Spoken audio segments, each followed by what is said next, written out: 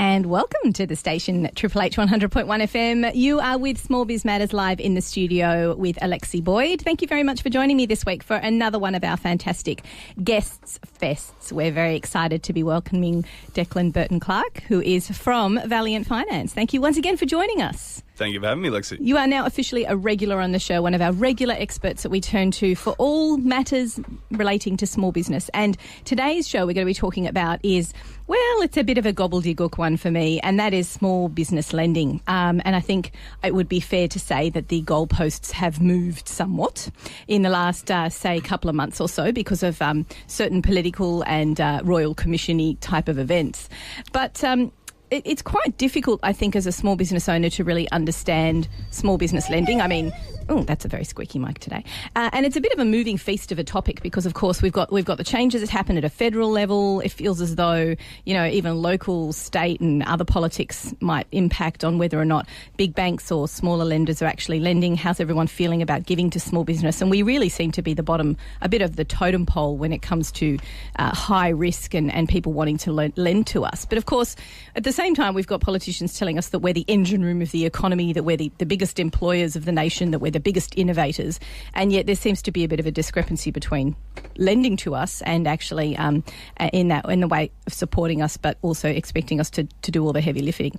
So luckily today we've got with us our resident small business lending expert. Declan is part of Valiant Finance, who work as part of the government's Business Connect program, an initiative of the Small Business Commissioner. Business Connect is there to support small business through advice, workshops, education on one or more sessions with an expert, and Declan is just one of those experts belonging to Valiant Finance. Thank you very much for coming back on the show today. Thank you for having me again. Now, last time we had you on the show, we were talking a little bit about the criteria around lending and helping people to understand what small business lending is. So let's go back to basics a little bit just to recap. If you're a small business and you've never borrowed before apart from getting a mortgage or credit cards like everyone else, and you're thinking, okay, well, I'm at the point now where I need to really invest in my business. Let's use the example of the pizza cafe that we had last time where someone's gone, okay, I'm expanding, I'm maybe looking at borrowing to fit out or borrowing to expand my business, take on more staff. You've got to have a reason to do it, obviously, but you've determined that you need money to get bigger and therefore improve your business prospects. Where do you start? What's the first step when you go, okay, I need money, now what? Probably your best bet would be to work out where you are at that present point in time, and then that will then help you determine what kind of lender can I approach in order to actually get the money to do the fit out. So first things first, there's quite a number of different lenders you've got in the market. You've got banks, you've got alternative new lenders. Can I just ask you, when you say banks, do we in our minds think of the big four, or do we go banks, which includes your credit unions and your other smaller banks and your international banks? What do you say when you say banks? Do you mean the big four or beyond that? I typically think of the big four. Yeah. I think most people do, but you've also got some of the sort of challenger banks like ING, Bank West out there. They don't have as much of a small business offering, but they definitely have products that are suitable for a small business. What I normally think of when I say bank is typically secured lending. So using a house as a security in order to access funds to then use for the business, typically on top of a mortgage. So let's say your house is worth $1 million. You might have a $500,000 mortgage that you still have to pay off. And then you may have an overdraft or a line of credit or something on top of that, secured up against the property. So when I say banks, I'm typically thinking someone who's taken security in the form of a house in order to give you the money. Okay, so you're using what you've got as an asset, which typically for most people who are particularly just starting out in business is going to be their home. Is that something you need to, right at the beginning, get your head around in terms of the risk? Because at the end of the day, isn't it the bank's ability to remove your home if you default or exactly other reasons? Right. Yeah. So that's probably one of the main reasons. I think the term risk is probably the most relevant today. When it comes to a bank assessing your risk level, that's one of the things that they have to take into account is how will we recover the funds in the event of a default or in the event that you can't repay the loan. The reason is banks are governed by APRA, which tells them pretty specifically you must not risk the people's money. So if we're talking about bank lending, we're talking about my savings, your savings, everyone puts their savings into a big pot. And then in order to access that funds, we need to do that in a secured manner, which is why the whole banking section is governed basically by a set of rules that say don't risk the people's money. Risk people's houses. Exactly, yeah, exactly right. Don't risk everyone's savings. Yeah, So, okay, that makes sense, because otherwise it'd just fall over. Exactly, or else we end up with something like the GFC happening again. Mm-hmm. So that is where the biggest changes have been occurring, is in alternate lenders. You may have heard of them as called fintech lenders. There's different models of them. So some of them go out and they're not operating as a bank, therefore they're not subject to the same level of regulation that APRA applies to the banks. What that means is, because they're using that money specifically, it's an investment fund. The people or the source of the income or the money for them is not necessarily people's savings. Therefore, they are allowed to then lend it to riskier loans. Yeah, because people are choosing to give them the money for the purposes of this investment, this type of investment. So they're signed in, they're a buy-in kind of thing, and that's why they have. Is that where they can be a little bit more flexible with their lending practices, because they're not talking about people's homes and savings? Exactly right. So you've got a lot of different types of models. Some of them, they go out, they find a couple of high net worth individuals who put some money into a fund. Then typically what happens more and more as banks are tightening up on certain SME products, you've got bankers who then kind of see the writing on the wall, leave. They'll find some people who they've worked with over the years. They'll get a fund put together between a small amount of high net worth individuals, and then they start creating a lending product for a specific niche in the market. Ah, I see. And then, of course, because you've got these high-worth lending people putting their money into it who are known for investing in that fintech, that will create a sort of ongoing, a cascading effect where more people will jump on board because they know that person has said, I'm going to invest in this because I trust these guys to invest my money. Yep, so that's one way. So it's one way that they'll get a lot more attention. Another way is in the form of what's called peer-to-business lending, which is a bit like peer-to-peer lending, where you've got investors and borrowers who are brought together by an intermediary, which is acting as a lender, and they have an AFSL and they're a licensed lender. But what they're really doing is doing a credit assessment of the borrower in order to protect the investor. So it's a bit like, as opposed to having your money in the bank where you're earning sort of 1% per annum, rather than that, I can invest the money that I have lying around into small businesses. These lenders will assess the risk of the borrower and then lend my money out to them on my behalf. And instead of getting a 1% return or a 2% return to the bank, I can typically get a better return because the money's being given to someone with a bit more risk. Therefore, I get a better return on my investment. Is that the highest growing area of the industry at the moment? The highest growing industry would just be, in general, alternates to banks. I think not that obviously banks are still writing loans. They're still writing loans, but that's probably the biggest growth area. Absolutely. Yeah, because people are sort of seeing a niche in the market and that the opportunity. But then there's a risk involved. You've got the people's money that you need to be looking after. So is that where, I guess, as a business owner who's trying to source funds, that might be an easier prospect than trying to go to the banks, but is there reputation involved? I mean, does it sort of become a bit more personal because you're dealing with peer-to-peer? Not necessarily, because the person borrowing the money is ultimately borrowing the money from the institution. They've got all sorts of sinking funds and insurances to make sure that the borrowers get the investors will get their money back. Yeah. It's an interesting model, though. I really like it as an option because, like you said, it gives the ability to give loans that are a little bit more risky, or ones that ultimately are just not deemed bankable. So the first thing, I guess, to answer your original question, I got a bit off track there, but the original question was what do you need to consider? The first thing is to consider, what do I currently own? So what's my asset and liability position? How much money or how much assets do I own? And how much do I owe against those assets? The next thing to consider is your profit and loss statement. How long you've been in the industry, so your own experience. How long have you been trading? What's your turnover in an average month? Is it quite consistent? Is it a little bit sort of here and there? And then what you want to ideally be showing is some sort of asset that you can use as a security, some very consistent turnover if you can get to that point. If your business is more seasonal, then whatever you can do to sort of make that income a bit more consistent will help. Or you may have to find that if your income is 3 months of the year you earn all the income that you earn and then 9 months of the year you don't, you may have to find an alternate lender who understands that your business model doesn't work the same way that they want to see, and therefore your sort of repayment schedule or the way that you pay the loan back may have to be different than the bank will typically ask you to do. All right, so it's like everything with small business. We're all very different. We all behave very differently in our business and how we earn money. But I think, as with everything in small business, you need to understand your numbers as well. So it's no point in going, I've got this brilliant idea, but you need to be able to prove that you've got something behind you, whether it's the business success or forward planning and what you're expecting to be your positive cash flow, etc. Yep, or a lot of experience in that industry. So what I've sort of typically seen is that the business owners who get funded for, say, a startup or an acquisition loan, where you're either starting a business or acquiring one that's already running, the three main criteria is they'll want to see that you've thought about it long enough to put away money to save money, so a 30% contribution of whatever you'd like to borrow. Good experience within the industry, typically at a sort of a management level. If we use that pizza shop example, if you wanted to borrow $100,000 to get started, what they'd want to see is you've got $30,000 saved, so you've thought about it long enough to save the money aside. You've worked as a manager in a pizza shop for maybe 2 or 3 years already. Ideally, it's sort of the situation where the owner of that pizza shop has then said, "Hey, do you want to buy it off me, or would you like to start the second franchise?"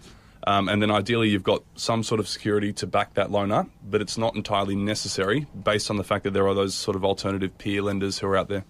So it's really about showing that you understand what you're getting into yourself before you explain it to somebody else what they're getting into as well. Exactly. And the same, what you said before with that business plan and the cash flow forecasting is very relevant.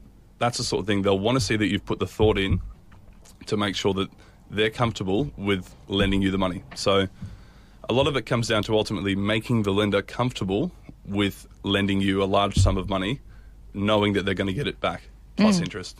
Now, a lot of times when we're starting up a business and we might go and see, a business coach or some sort of planning thing, we're told that it's very important to have a business plan right from the beginning so that you can show some sort of thought process. But, I mean, I think a lot of people, when they do them, they're not sure what they're doing in the first couple of years. So they just sort of pull something, out of nowhere, which is kind of forms the same process or set of criteria that you would expect in a business plan.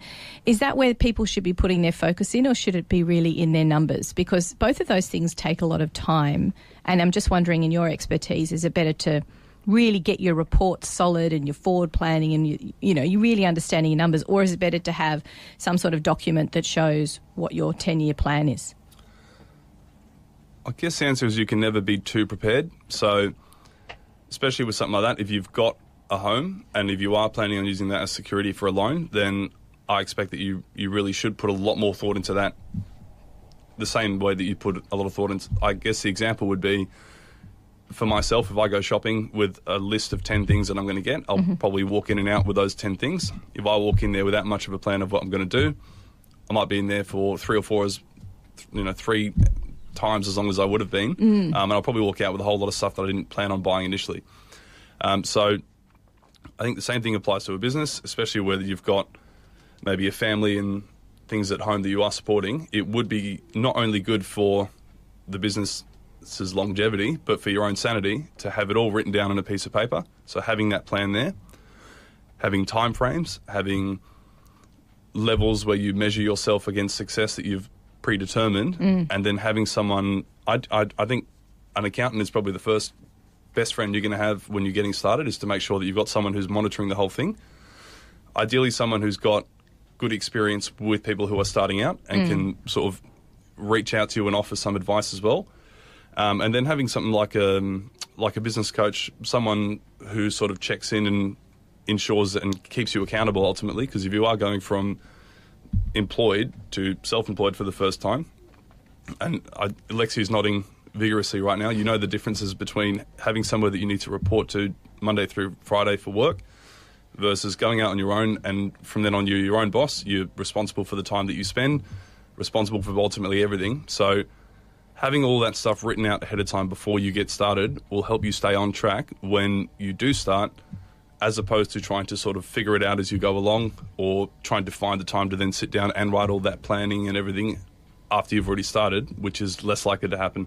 It sounds to me like, almost the thought of taking out a business loan is actually a really good exercise, because at some point during your business growth, you're going to think about, investing, whether it's your own money that you got to save up and invest or somebody else's money. But it's almost like make that a part of your learning with your small business journey. What is it that I have to put down in my industry? What is expected? And you mentioned getting on a good accountant. I would also say make sure that you've got someone who understands your industry, because quite a lot of times people engage with accountants because their dad or their cousin has an accountant that they use who has absolutely no clue about the industry that they're in. A really good starting point might be professional association, if you're part of one, or other colleagues. Ask people, have you got a good accountant? And just from my perspective as a bookkeeper, a good accountant is someone who understands where you're at any time of the year, not just checks in with you once a year, but you know, someone you can pick up the phone with and just go, hey, can I claim that deduction? Or I'm expecting this to happen. What should I do?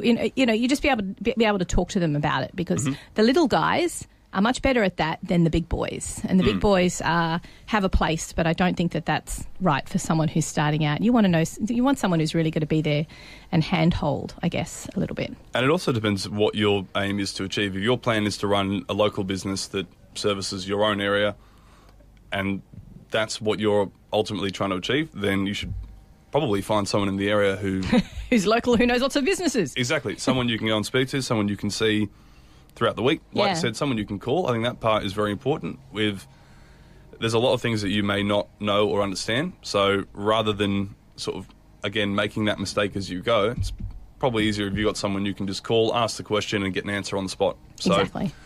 But that's very relevant what you said. Like if you're running, let's say, right now in the background I can hear someone mowing a lawn. So if that person, their business model is going to be very different to someone who's fishing swordfish or lobsters. Yeah.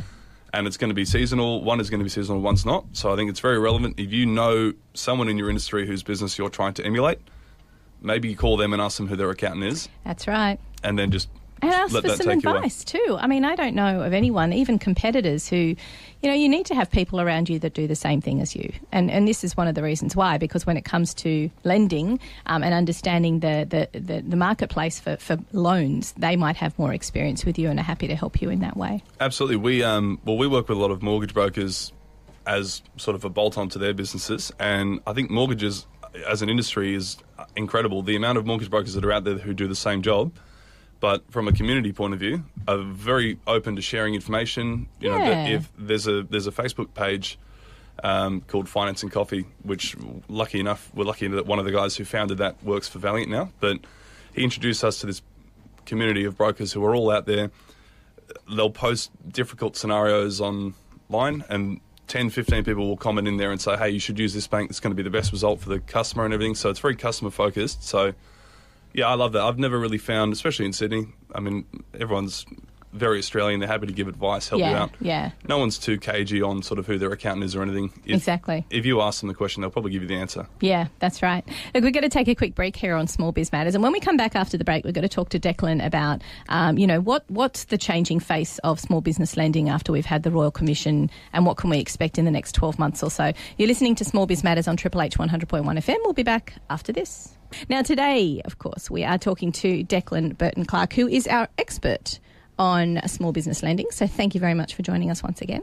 Now, just before the break, we were talking about lending criteria, going over what we had talked about in our previous show. What do you have to do to get your books up and prepared? What do you have to mentally prepare yourself for? What do you have to put on the line in order to get a small business loan? And at what stage should you be thinking about that? So let's talk about the next 12 months, because something pretty big in the lending space happened a couple of months ago, which was the Royal Commission. Now, how much did that really throw a spanner in the works for small business in particular when it came to our ability to get loans to grow our businesses, in your opinion? I think the vast majority of the Royal Commission has had its eye, so to speak, on mortgage lending, but that has flow-on effects to affect small business lending. Of course it does, because you mentioned before people are using their homes as collateral.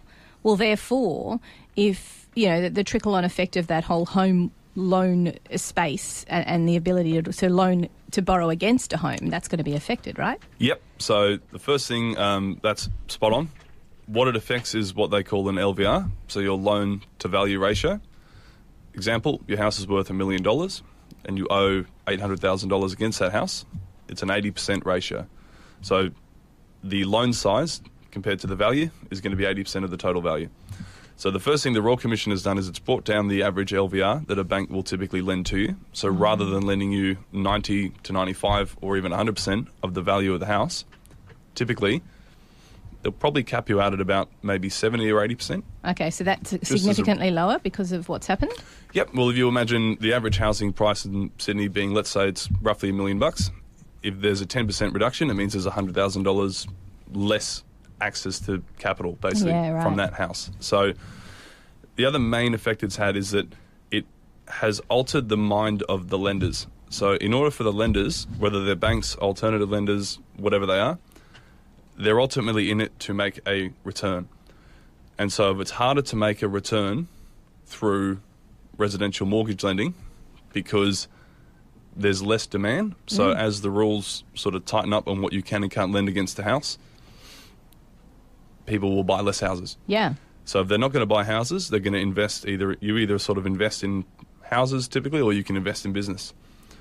So if you're a lender and the option doesn't exist for you to lend to a lot of the customers you already have been serving, you're going to have to try and find a way to serve them some other way. But doesn't that mean that small business lending has a bigger part of the pie? Yes. Oh. So what it means is that, yes, banks have sort of reduced the amount that they'll lend to small businesses to a degree because again, that element of risk is involved. So if you've got a house that you lend against and you lend a small LVR, so if your LVR is rather than 90%, where you may be a little bit exposed, if something goes wrong, you may have to take that house and sell it. But if it's harder for someone else to access funds to buy the house, it's harder to sell the house. Okay. Therefore, you may have to reduce the amount of money that you lend against that house in order to sell it quickly if you're a bank to recover the funds. However, what that leads to is a big boom in the sort of alternate fintech private lending space where they don't necessarily require security. In fact, they almost prefer to not offer security because they can then charge a little bit more. Oh, I see. As in higher interest rates. Exactly. Okay. So if you can charge a little bit more by taking an unsecured position, because it is more risky, therefore you can justify asking for a better return. If you're a lender and the banks are offering less and less safe options, more and more people will, I've just sort of seen in the last 12 months alone a huge boom in the amount of lenders that are in the market.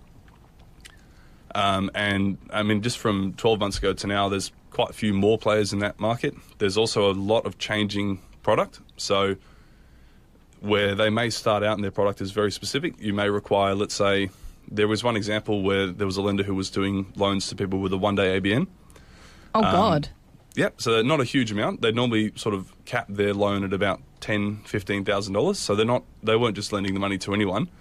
You'd need to go through a security check and have good credit history, right, and an ABN and actually a business purpose. Yep. So that product didn't last too long, and then they sort of changed the metrics around it. So rather than a one-day ABN, you needed a 3-month GST registered ABN.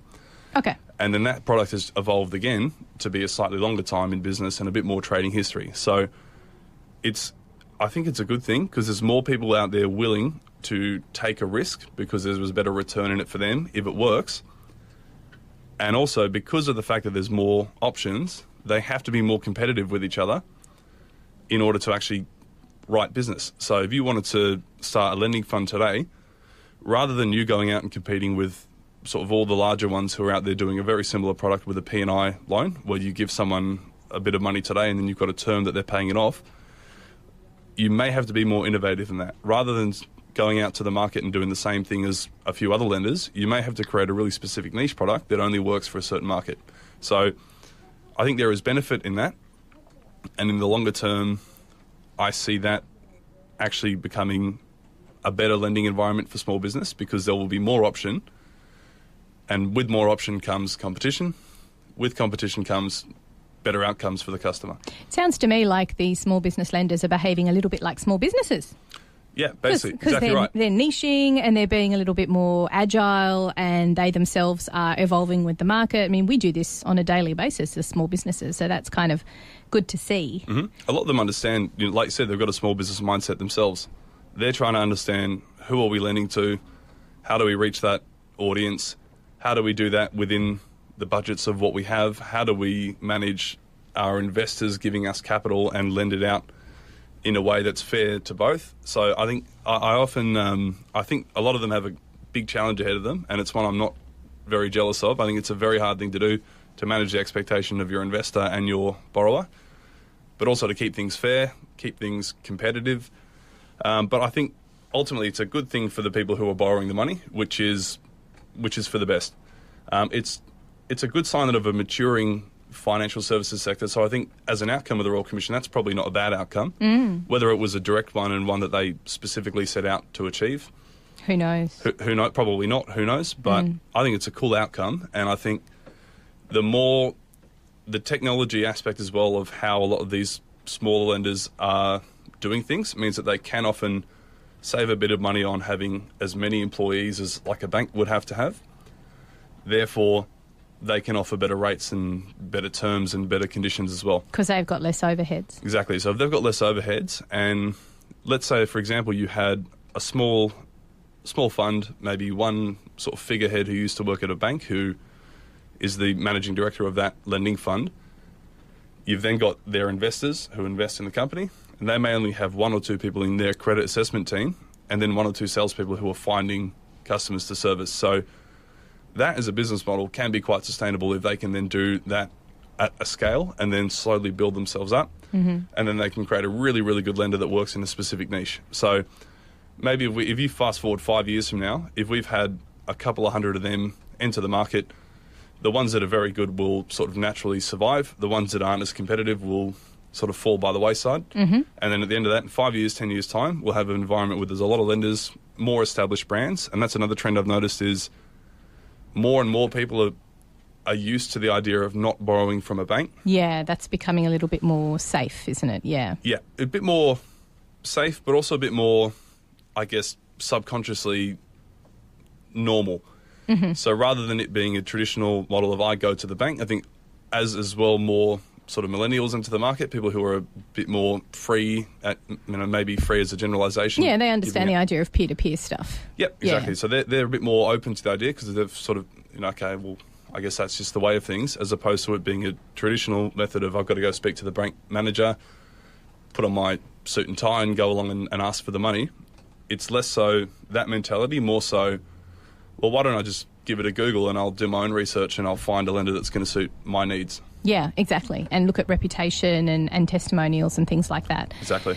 Can I ask you about something we didn't touch on last time, which I'm still, to be honest, trying to get my head around, and that's angel investing and crowdfunding. So where does that... You've got the big four banks. I think we all get that. And after your excellent explanation, we all understand the other types of lenders.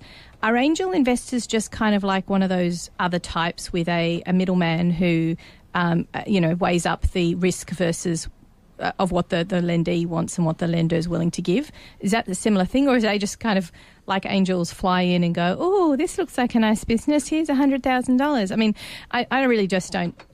Are they sort of fly in, fly out, or are they more regulated than that?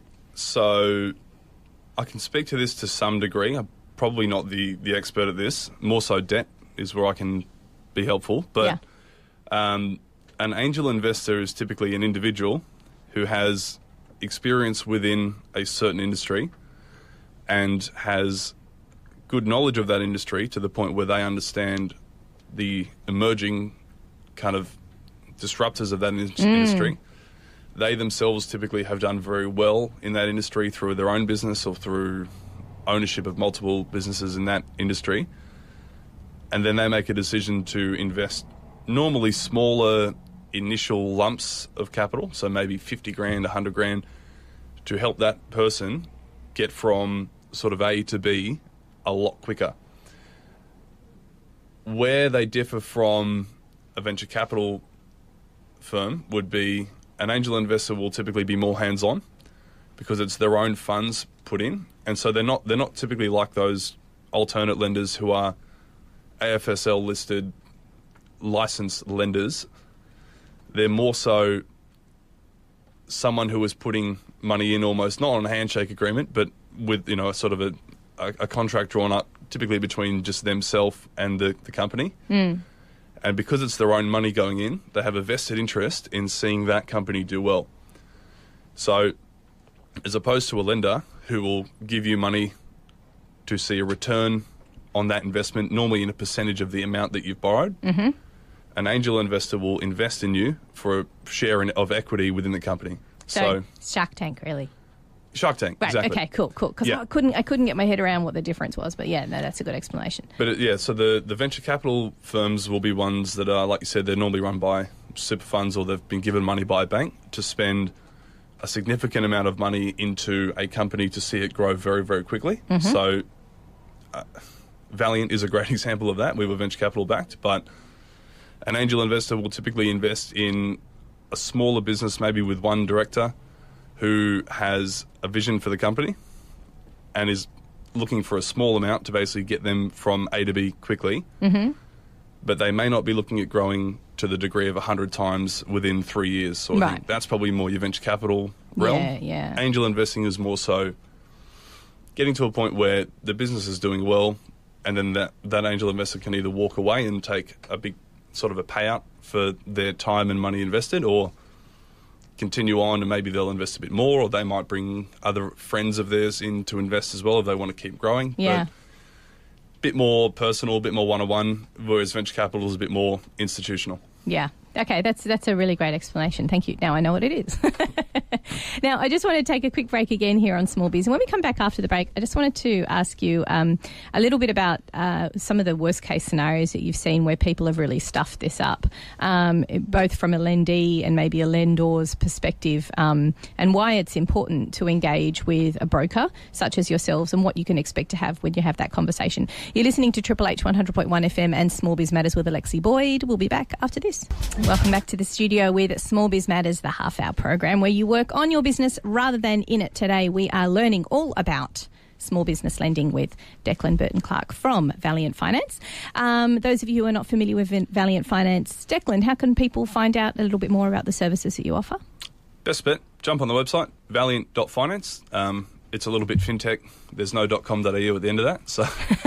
A lot of people ask me that, but then just jump online, give us a Google. On there, if you want to do a bit of a comparison of what your options may be, we have for lack of a better word, a matching wizard, which will allow you to put in some metrics around your turnover, your time in business, your industry, and hopefully that will then reveal to you some of the different lenders that you have available to you. All of them are compared on the same level playing field, where we'll display their interest rates annually, the monthly repayment, and so on. So hopefully it will be a very transparent way of looking at some of your options. It sounds like a good way to just get started and start getting your head around it, because at the beginning of the program we were talking about how to get prepared in this regard, and I don't think from this, having our chat today, that it's not such a bad exercise, that just at any point you should go, okay, in the event of wanting to grow and needing to get investment or capital or whatever word you want to use for it, this is the process and this is how I have to be ready. Because so often with small business, things have to happen very quickly when they have to happen. You get this fantastic opportunity dropping in your lap and all of a sudden you need to react quickly.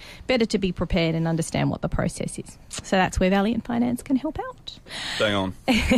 So I want to talk today, I want to talk now about specifically the different types of small business loans that are out there, just to help people understand a little bit better.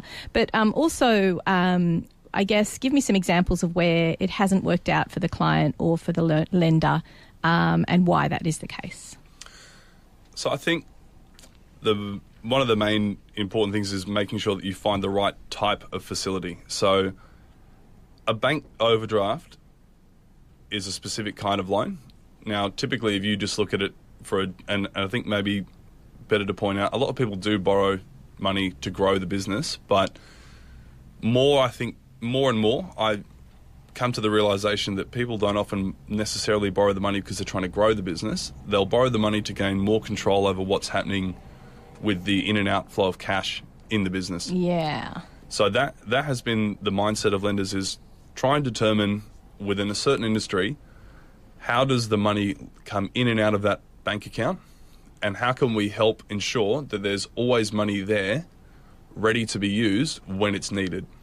So not necessarily borrowing money to grow, but having a lending product available that allows you more control over your cash flow. Okay. So as an example of that, if we take just the field of working capital loans as a whole, there's a number of different types. So you've got the typical bank overdraft, where you've got a certain approved limit. You can go in and out of it as you please. So maybe let's say your limit is $50,000. You can use up to $50,000 and then pay it back, and you can go in and out. And you just get charged basically according to how much you have out at any one time. You pay interest on how much you're using. Right. Then you have like a principal and interest kind of loan where someone will give you, let's say, $100,000 today with a set term. Typically for alternative lenders, it's typically 3 months, 6 months or 12 because they want the money back in within a year to then reinvest. What you'll get with them is, what you see is what you get. Here's $100,000. You're going to then pay back 110, 120, 115, whatever it works out at, over this term, at this repayment every week or every month or every day or whatever is the terms are. That kind of sounds a bit like an overdraft on a mortgage, like on a mortgage, a kind of a business mortgage. Would that be kind of like, because we're pretty understanding of what a mortgage is, and you've got the principal and you've got the interest, but it's just a shorter term. Exactly right. That's a great way of putting it. It's not an overdraft in that you can't just go in and out as you please. It's more of a lump sum today to be used for, typically for a purpose, maybe a stock purchase or something like that, paid off over a term, and then paid off to nil amount. The other sort of thing you can find maybe a bit more flexible is like a line of credit. So for someone who works in, for example, in construction or in trades, you may have a job on right now and a job coming up in a month's time or in a few months' time, and then you may also not necessarily have jobs lined up after that. The problem that you might have is you've got a whole bunch of outstanding invoices that you've got to send out, but you may not be paid those invoices in time to do the next job in 6 months' time. So a line of credit is similar to that principal and interest loan. However, instead of that money being basically given to you today and bearing an interest cost today, the money is essentially there waiting for you to use, to be drawn down as you need to use it and draw it down. But it's not an overdraft because you can't pay that back and then use the amount continuously. In and out, like you said, yeah. Yeah, it's a certain amount that's set aside. You can draw on it as you need. So let's say you've got a $100,000 line of credit. You might draw $10,000 today, $10,000 in a week's time, and so on. The other one that you get is trade and debtor finance. So debtor finance being the invoices that you are owed money on, you sell to the lender. That's right. For lack of a better word, sell to the lender. Yep. They'll front you a portion of that in cash today to use, and then when the invoice is paid, they give you the rest minus their fees and charges basically for the loan. Right. Then you've got debtor finance, which is when you've got a big stock purchase to make coming into the country, or you're buying stock from somewhere in Australia, and the lender actually buys that stock for you up front, and then you sell it over time, and then that's how you repay the loan. So the other thing, quite a common one as well, is like you mentioned before, startups for that pizza shop, fit out for that pizza shop. So that's probably the best example we can highlight of where things maybe don't necessarily go wrong, but maybe haven't been managed properly, where you've got a customer who goes, say, online, they come across the range of alternate lenders that are out there today. They maybe go through the process with one or two of them, and they end up with an approval for a loan type that's not specific to what they were trying to achieve. So as an example, someone who may have a whole lot of outstanding invoices and have good, solid turnover may be applying for a loan that's a principal and interest loan when the root cause of their problem is an inability to get the debtors that they're owed into the bank, where maybe it's more appropriate that we set up a longer-term debtor finance for them. So rather than sort of having a Band-Aid solution to the money, I need money today, we set up a solution that means that they can continuously have access to cash through the sale of their invoice. Yeah. So it's not necessarily that, that things always are going wrong, but maybe in some circumstances they're not necessarily the right product that customer's ended up in because... Well, just because of bad research, or they haven't spoken to the right people, really. Or exactly like you said. Or bad advice. Yep, well, exactly like you said. The person that they go and see is associated with a few, maybe one or two of these sort of lenders, and then they hear working capital and they go, oh, okay, great, we can go to this lender or that lender. but it's not necessarily the right one for that business. Yeah. So other option might be they've just literally Googled it. It's very last minute. You've got wages due on Tuesday and it's Friday, and you're sort of scrambling and you go, look, well, these people have offered me an approval. I'll take the money. I'm not really too fussed what the interest cost is. I need the money, so I've got to cop whatever it costs me.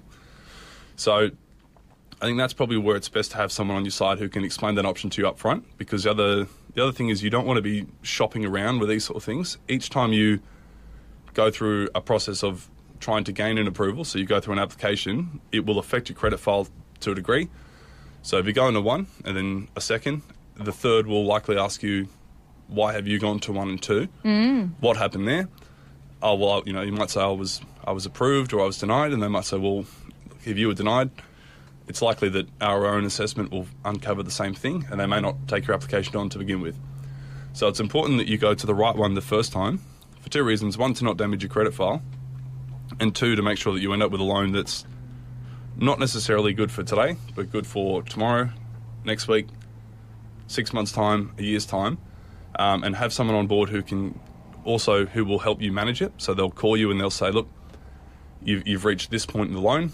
You're up for, you can increase the limit if you like, we can decrease the limit, we can do this. Yeah, well, circumstances changed, you need to change what the loan is for. Yeah. Yep. Maybe you've had a really good couple of months and we can look at a better facility for you. So someone who will manage that with you as you grow, rather than reacting to what you need today. Yeah. And that ties in neatly, which is what the point of today's show is to really educate people as to what the lay of the land is, what the options are out there. And there is a myriad. I mean, we're not experts in small business lending. We shouldn't pretend to be. And like anything, putting a good advisor in your realm of what you need to do, and be prepared. Don't just do this, like you said, as the knee-jerk reaction, the person who's got wages due in 3 days and needs that money now and yesterday. Be prepared and understand that there are know your business well enough to know what the seasonality is and when you've got outgoings and when you've got incomings. So I think that's there's been a really great lot of information coming out of today's show, Declan. Thank you so much for coming on the program again. Thank you for having me. And anybody out there who's missed any of today's show, you can of course catch up via our smallbizmatters.com.au website. Keep in touch with us via Facebook. There's lots of great articles and information coming up on there all the time. Plus, you can check me out on LinkedIn at Alexi Boyd. So I've really enjoyed today's show, Declan, because it's kind of given people an understanding of what you need to be prepared. Do your research and surround yourself with good people, which is what we talk about a lot on the show. But more importantly, just understand that if you're going to engage with a mortgage, with a small business broker like Valiant Finance, what to expect and what sort of how the conversation will go when you're talking to someone like that. And look, it's just really important to have someone that's approved and knows what they're talking about. But also someone who can talk to your accountant in tandem, not necessarily someone who is an accountant, but someone who can explain to that accountant who may not be ultimately plugged in to the lending landscape. They can say, well, this is an option you may not have considered. So, if you've got an accountant who you really trust, who understands your business, typically they'll have an idea of what they want you to go out and achieve, which is great news for us. We love to work with an accountant who has an idea of what they want. But also, if we're working with that accountant on your behalf, we can really have good conversations around what's available. They can sort of then explain, well, this is the seasonality, this is what we really need, and that really helps us identify a product quickly. Oh, that's excellent. And a really good point to finish up with, which is get a good accountant, make sure that everyone communicates with one another, and like anything, make sure that they're not wearing too many hats, that you really get that specialist on board with your team. So one last thing, how can people find out about Valiant Finance?